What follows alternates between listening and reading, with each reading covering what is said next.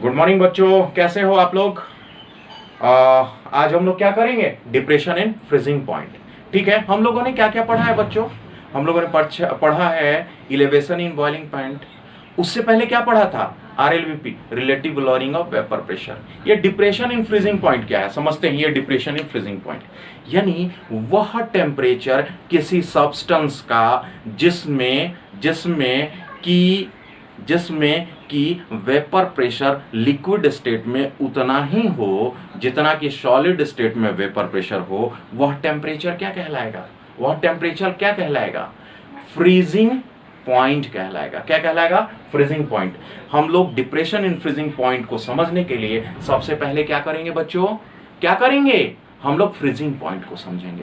Freezing point किसी भी substance का वह टेम्परेचर है जिस टेम्परेचर पे vapour pressure of the liquid state of that substance equal होता है किस स्टेट में, सॉलिड स्टेट में। ओके, यानी सॉलिड स्टेट में जो वेपर प्रेशर होगा वही लिक्विड स्टेट में वेपर प्रेशर होगा किसी सब्सटेंस का किसी पर्टिकुलर टेम्परेचर पे, तो वही पर्टिकुलर टेम्परेचर क्या कहलाएगा, क्या कहलाएगा, फ्रीजिंग पॉइंट कहलाएगा। ओके बच्चों, फ्रीजिंग पॉइंट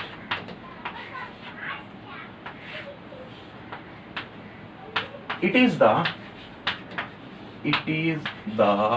temperature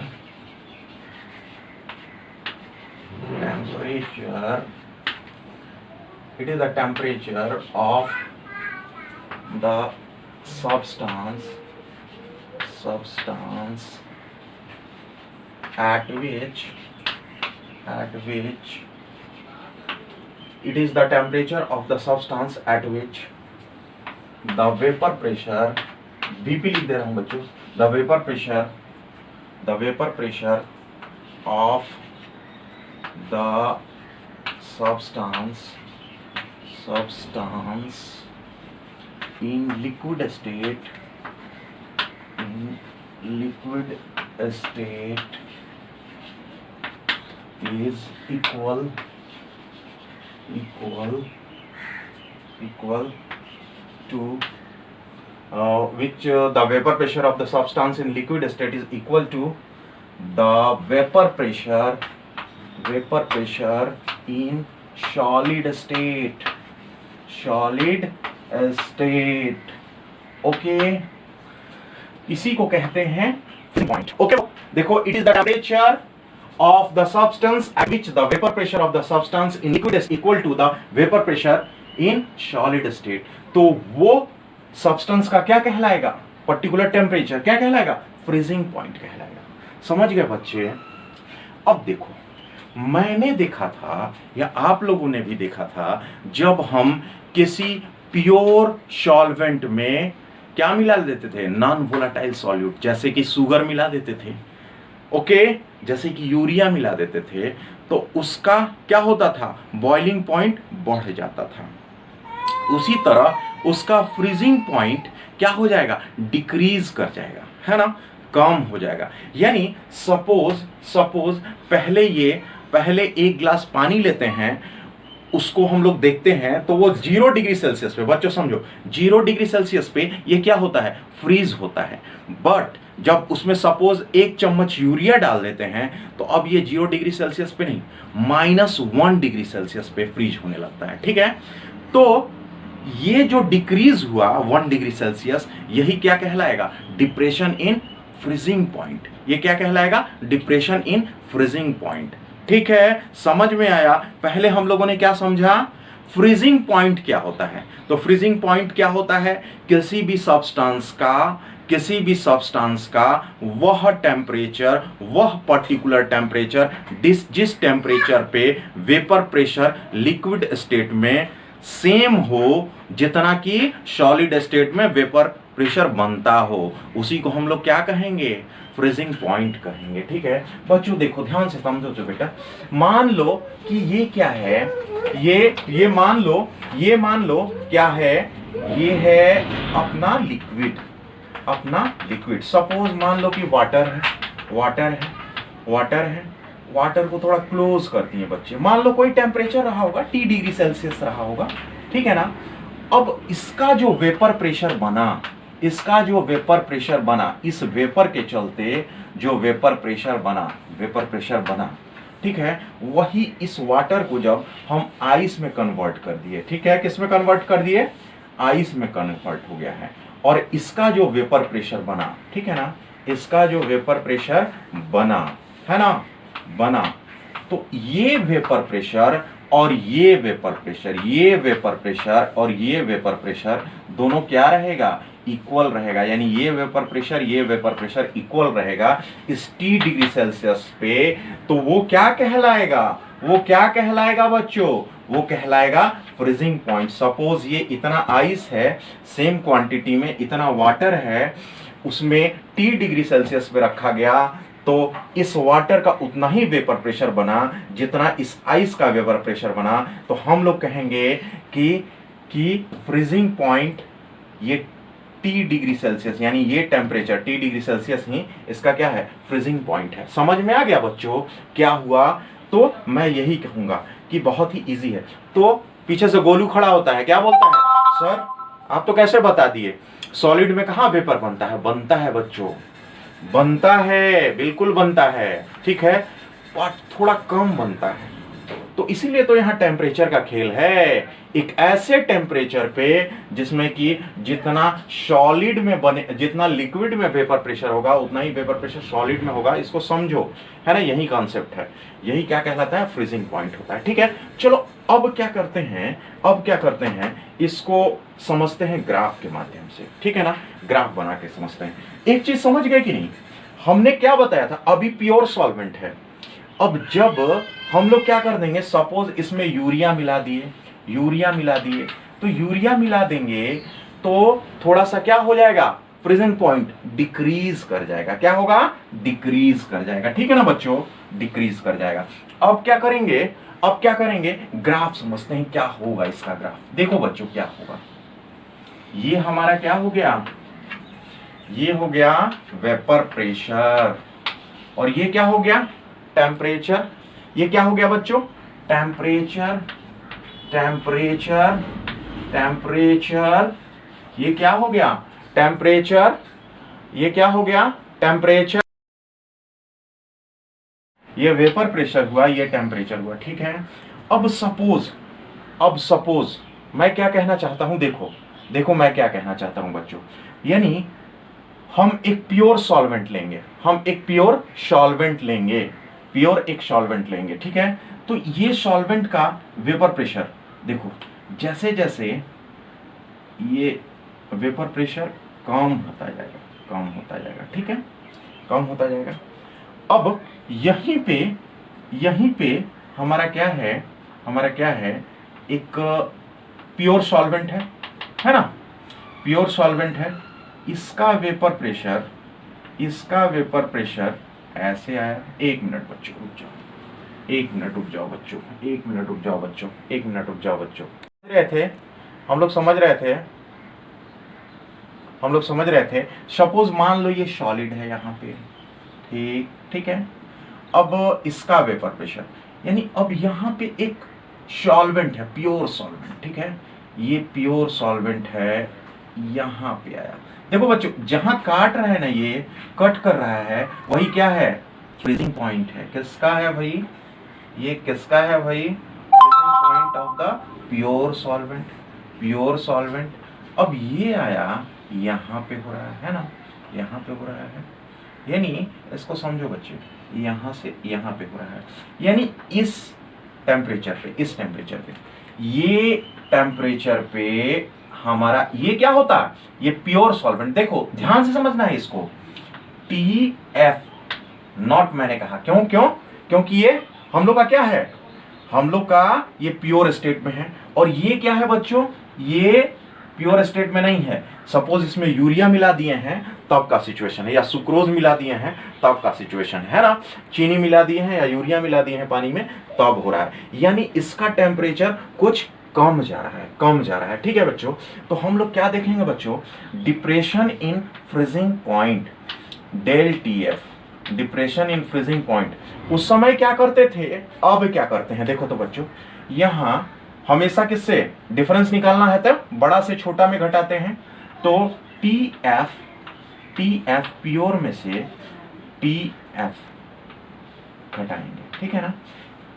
वहां क्या करते थे याद कीजिए, तो जब बॉइलिंग पॉइंट में हम लोग देखते थे इलेवेशन इन बॉइलिंग पॉइंट, तो हम लोग क्या करते थे, टीबी से टीबी प्योर माइनस करते थे। लेकिन यहां करेंगे टीएफ नॉट यानी प्योर स्टेट से किसमें मिक्स्ड स्टेट में माइनस करेंगे, ठीक है। तो ये क्या कहलाएगा, ये डिप्रेशन इन फ्रीजिंग पॉइंट। क्या कहलाएगा, डिप्रेशन इन फ्रीजिंग पॉइंट, ठीक है। यहां तक क्लियर हो गया बच्चों, कोई परेशानी नहीं है, कोई परेशानी नहीं है बच्चों। अब देखो ध्यान से समझो, वहां भी वही होता था जो यहां पे हो रहा है।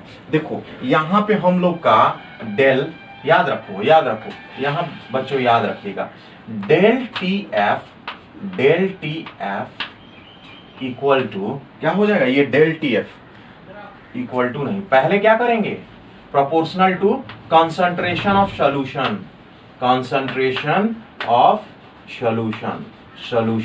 यानी टोटली किस पर डिपेंड है, सॉल्यूट के कितना अमाउंट इसमें प्रेजेंट है ना, कितने मॉलिक्यूल्स हैं। तो अब तुम बोलोगे कि सर वहां भी तो हम लोग क्या करते थे, मोलारिटी नॉर्मलिटी नहीं डालते थे, क्या मोलारिटी डालते थे। क्यों डालते थे बता दिया हूं, टेम्परेचर इंडिपेंडेंट कौन होता है, मोलालिटी। इसलिए यहां del T F proportional to M हो जाएगा।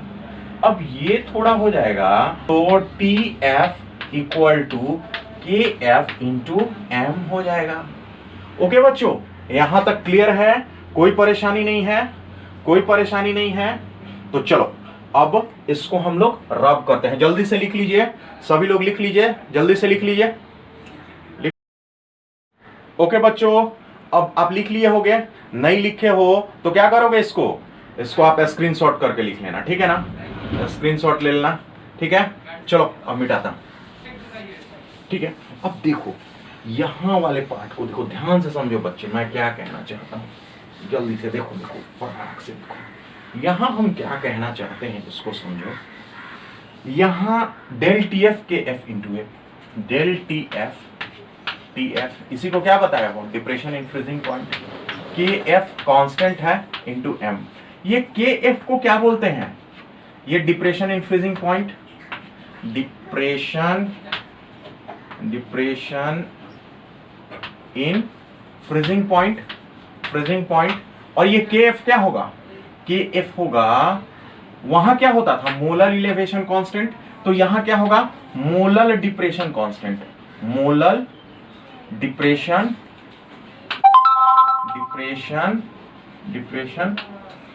Molar depression constant. एक और इसका नाम है, उसको कहते हैं क्रायोस्कोपिक कांस्टेंट।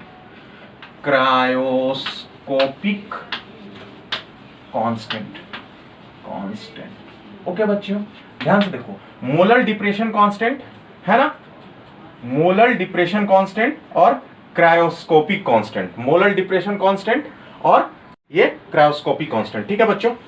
तो अब यहां पे m तो तुमको पता है क्या है बच्चों, मोलालिटी।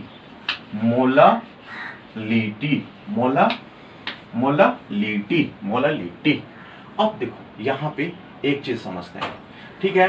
केएफ का क्या यूनिट हो जाएगा, यूनिट ऑफ केएफ जल्दी से बता दीजिए, यूनिट ऑफ केएफ क्या हो जाएगा, यूनिट ऑफ केएफ हो जाएगा, जल्दी से बताओ बच्चे, केएफ इक्वल टू क्या हो जाएगा, del T F by M. तो इसको क्या लिख सकते हो, डेल टी एफ केल्विन या डिग्री सेल्सियस, केल्विन और डिग्री सेल्सियस है ना। यहाँ क्या हो जाएगा, मोल पर केजी, हो गया कि नहीं, यही हो जाएगा इसका यूनिट, ठीक, ये हो गया बच्चों। अब देखो हम, अब लिख लीजिए, जल्दी से लिखिए बच्चों। अब हम लोग को क्या करना है कि हम लोगों ने देखा डिप्रेशन इन फ्रीजिंग पॉइंट, अब थोड़ा सा डिफरेंस करते हैं, क्या क्या डिप्रेशन इन फ्रीजिंग पॉइंट में हुआ, क्या क्या इलेवेशन इन बॉइलिंग पॉइंट में हुआ, उसके बाद हम लोग न्यूमेरिकल ट्राई करेंगे, ठीक है बच्चों। आपने लिखा, चलो लिख लो, अब इसको हम लोग मिटाते हैं, ठीक है। लिख लिए होगे सभी लोग, नहीं तो स्क्रीनशॉट करके लिख लो, ठीक है। देखो ध्यान से समझो मैं क्या कहना चाह रहा हूं। अब हमको क्या करना है, हमको क्या करना है, ध्यान से समझो। ये जो हमने लिखा है, सपोज इधर लिख देता हूं मैं टीबी, है ना, इधर लिख देता हूं टीएफ, यानी डिप्रेशन इन फ्रीजिंग पॉइंट और इलेवेशन इन बॉइलिंग पॉइंट क्या क्या है। तो आप लोग क्या जानते हो भाई, डेल टीबी इक्वल टू क्या हो गया, जल्दी बताओ। तो हो गया sir T B minus T B naught. यहां डेल एफ क्या हो गया बच्चों, डेल टी एफ, यहां हो गया, यहां जस्ट उसका उल्टा हुआ टी एफ नॉट, यानी pure state minus T F. समझो यहां पे क्या हुआ था, यहां था इम्प्योर स्टेट में जब सॉल्यूशन बन गया था, और प्योर स्टेट में ये था, ठीक है ना, यानी इम्प्योर से प्योर को माइनस किए, और यहां पे क्या हुआ, प्योर से इम्प्योर को माइनस किए, ठीक है। दोनों में ये हमको डिफरेंस मिला, ठीक है। और के एफ यानी सॉरी के बी और के एफ दोनों का यूनिट सेम है, ठीक है। इसका यूनिट आप जानते हो, इसका भी यूनिट जान गए, है ना। इसका यूनिट क्या है, डिग्री सेल्सियस और केल्विन मोल पर केजी, तो ऊपर ही इसको केजी को लिख लो इनटू केजी। बिल्कुल यही यहां भी है, डिग्री सेल्सियस और केल्विन, ठीक है ना, इनटू केजी मोल। सही है, कोई दिक्कत नहीं है, ठीक। अब यहां पे ये चीज हमने कर लिया, लेकिन देखो बच्चों दोनों में एक डिफरेंस बन रहा है। क्या बन रहा है उसको देखना है, हो गया। अब देखो बच्चों जब आप क्वेश्चन देखोगे ना, अब इसको चलो मैं मिटा रहा हूं, लिख लिए होगे सभी लोग, लिख लिए होगे। याद करिए हम लोग जब क्वेश्चन बनाएंगे तो देखना, ठीक है ना। अभी जो थ्योरी में मैं बता रहा हूं, देखना क्वेश्चन बनाओगे तो ये रहेगा, ठीक है। क्या रहेगा देखो, हम लोग देखते हैं ना, जब न्यूमेरिकल बनाने लगोगे बेटा तो देखोगे कि एफ ऑलवेज बड़ा रहता है, किससे, के बी से। देखना इसमें क्या होता है, सपोज मान लो प्योर वाटर है, प्योर H2O है, तो वहां पे के एफ का वैल्यू कितना हो जाएगा, 1.08 रहता है ना। और वही के बी का वैल्यू क्या रहता है भाई, के बी का वैल्यू हो जाता है 0.58 रहता है ना, इस तरह से। तो कहने का तात्पर्य ये के एफ ऑलवेज बड़ा रहता है के बी से। तो कहीं इस तरह का न्यूमेरिकल आए या फिर मल्टीपल चॉइस में आए तो उसको करना है हमको, ठीक है, करना है हमको।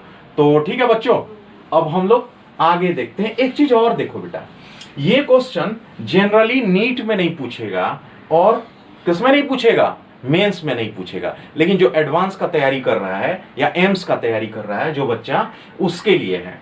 देखो बच्चों ऐसे सभी लोग पढ़ लोगे तो अच्छा ही है, ऐसा कुछ नहीं है कि वो तैयारी कर रहा है। Always knowledge is helpful for what, discussion of anything, ठीक है, आइदर इन एग्जामिनेशन और आइदर इन व्हाट क्लासरूम, और आइदर विद इन फ्रेंड्स, ठीक है। चलो देखो हम लोग क्या कहते हैं यहां के बी, देखो बच्चों के बी क्या होता है, के बी इक्वल टू होता है आर टी बी स्क्वायर, सबको बता रहा हूं टेंशन मत लो, 1000 इंटू एल बी। देखो ध्यान से समझो, अब यहां पे के बी समझते हो क्या है, constant, molar elevation constant, constant short में लिख दिया हूं, ठीक है। आर क्या होगा यहां पे, where R is what, R gas constant,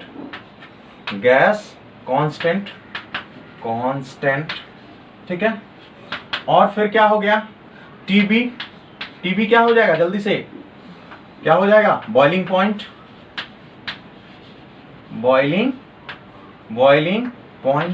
ठीक है।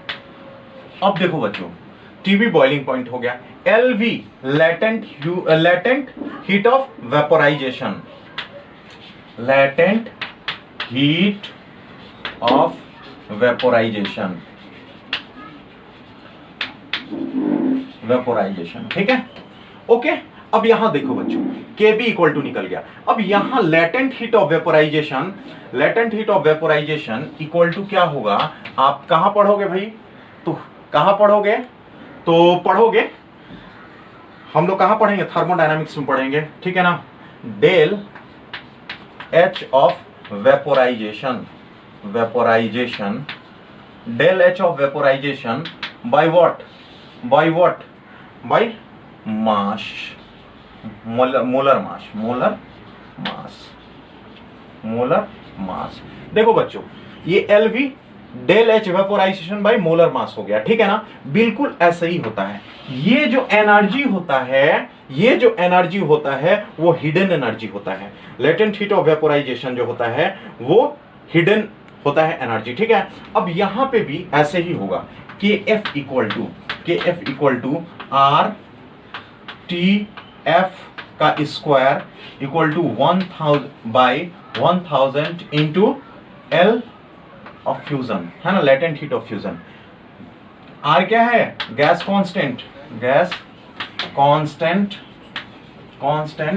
ओके। टीएफ क्या हो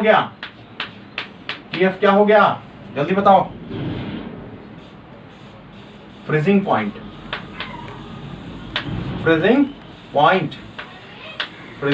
हुआ बच्चों। अब यहां पे LF latent heat of fusion,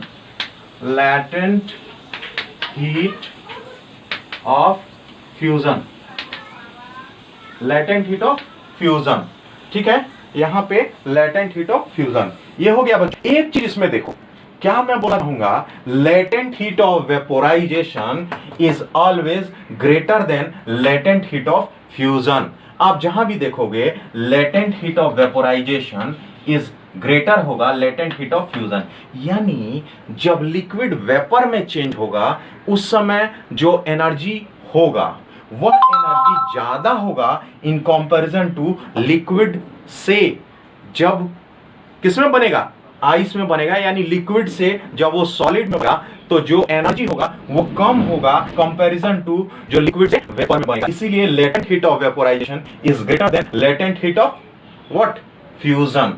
okay बच्चों, तो हम लोग इतना कर लिए, इसको आप नोट कर लो। अब जल्दी से हम लोग न्यूमेरिकल की ओर चलेंगे, जल्दी से नोट कर लें बच्चों। ओके, आगे चलें, बस इतना ही, आगे चलते हैं। चलो रब करता हूं मैं।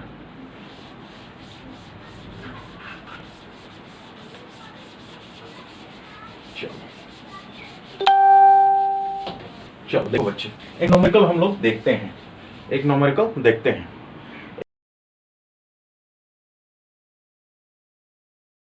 ठीक है। फर्स्ट क्वेश्चन करते हैं, क्या है क्वेश्चन को समझिए। क्वेश्चन है कि 34.2 ग्राम ऑफ व्हाट, सुक्रोज या सुगर लिख दो, बहुत अच्छे होते, sugar dissolve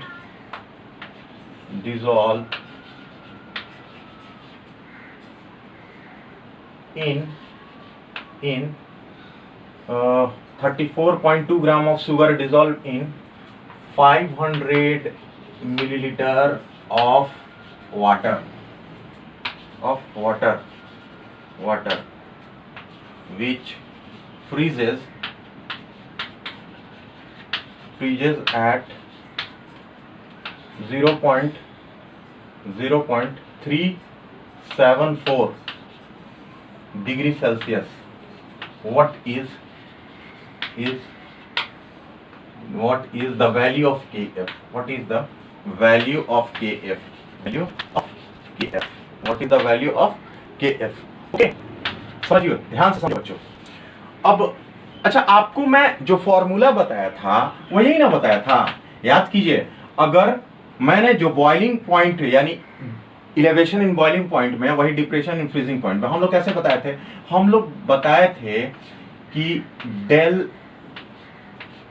T F equal to K F into M, ये बताया था मैं। तो डेल टी एफ, अगर फॉर्मूला नहीं बना पाते हो तो देखो ऐसे बना लेना। अब एम को कैसे निकालते हैं? हमने दो टाइप का, पहला क्या है? वाटर है। सपोज मान लो कोई भी सॉल्वेंट है, उसको ए लेते हैं, और जो डिसॉल्व रहता है उसमें सॉलिड, उसको हम लोग बी रहते हैं। तो मास ऑफ बी यानी number of moles of B निकालना है, molar mass of B into weight of A in gram into 1000, यही होता है। लेकिन ये वाला फॉर्मूला तो लगेगा नहीं लगेगा ये वाला फॉर्मूला। क्यों? क्योंकि 500 मिलीलीटर ऑफ वाटर, अच्छा चलो ठीक है ना, लग जाएगा, यही लगेगा। चलो देखते हैं। तो डेल टी एफ हमारा कितना है भाई? इतना हो गया है ना। जीरो जनरली प्योर होता में फ्रीज करता है, और ये माइनस 0.374 में, यानी डेल टी एफ हो गया, डेल टी एफ हो गया माइनस 0. या ऐसे लिखो ना 0.374 डिग्री सेल्सियस है ना। अब डब्ल्यू बी कितना दिया हुआ है? 34.2 ग्राम है ना। अब और क्या दिया हुआ है भाई? 500 मिलीलीटर। 500 मिलीलीटर, इसका मतलब क्या हो गया? मास इक्वल टू क्या होता है? Mass equal to volume into density. ठीक, तो हमको क्या निकालना है? मास निकालना है। वॉल्यूम कितना दिया है? मास निकालना है वाटर का। वॉल्यूम दिया है 500 मिलीलीटर, डेंसिटी 1 होता है, तो यानी 500 ग्राम हो गया। 500 ग्राम हो गया, ठीक है। तो अब चलो देखो, डायरेक्ट चलते हैं।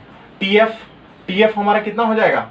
0.374 इक्वल टू के एफ कितना हुआ है? वही निकालना है, के एफ इंटू डब्ल्यू बी कितना है जी? डब्ल्यू बी है हमारा 34.2 ग्राम। 34.2 ग्राम। अब मोलर मास ऑफ सुक्रोज, चलो शुगर का क्या होता है? C12H22O11, यही ना होता है जी। तो 12 इंटू 12 144 प्लस 22 प्लस 22, क्यों? 22 इंटू 1 है इसलिए, और प्लस 11 इंटू 16 या 16 इंटू 11। तो ये हम देखोगे तो हम लोग का आएगा कितना? 342 ग्राम। देख लो बच्चों, याद रखना, molar mass of the sugar कितना होता है? 342 ग्राम, ठीक है ना। हो गया। अब चलो यहां पे देखते हैं, 342 है ना, into 500 of water, gram of water, into कितना हो जाएगा? 1000। 500 इंटू 2 हो गया, ठीक है। अब क्या हो जाएगा जी? ये इधर से हट गया तो 10 यहाँ हुआ, कैंसिल, ठीक है। 2 5 10 है ना। के एफ इक्वल टू क्या हो गया? के एफ इक्वल टू 5 इंटू 0.374, ठीक है। के एफ इक्वल टू 5 इंटू 0.374, यही तो होना चाहिए, यही हो जाएगा हमारा के एफ का वैल्यू, ठीक है ना। इसको मल्टीप्लाई कर दो, यही आंसर आ जाएगा, ठीक है। इसको मल्टीप्लाई कर दो, यही आंसर आ जाएगा, ठीक है बच्चों। 20 0 हाथ में रहते 2 7 5 35 36 37 7 7 35 36 37 3 15 16 17 18। अब कितना हो गया? 1.870 के एफ है। के एफ को कैसे लिखते हैं भाई? जल्दी बोलो। Degree Celsius. उसके बाद क्या लिखते हैं भाई? Mole into KG. चलो ओके बच्चों, तो ये आपका आंसर हो गया है, ये आंसर हो गया। तो बच्चों आप प्लीज इसको सब्सक्राइब करो, जितना जरूरत हो उतना, इसमें से जो भी आगे हम लोगों को क्वेश्चन करना है करो, ठीक है। और इसको शेयर करो अधिक से अधिक बच्चों, ठीक है, क्योंकि ये नीडी लोगों तक पहुंचे। अधिक से अधिक बच्चों से अधिक बच्चों को क्या करो? फैलाओ, कि जो नीडी बच्चे हैं वो पढ़ें, ठीक है। और अधिक से अधिक सब्सक्राइब करो। ओके बच्चों।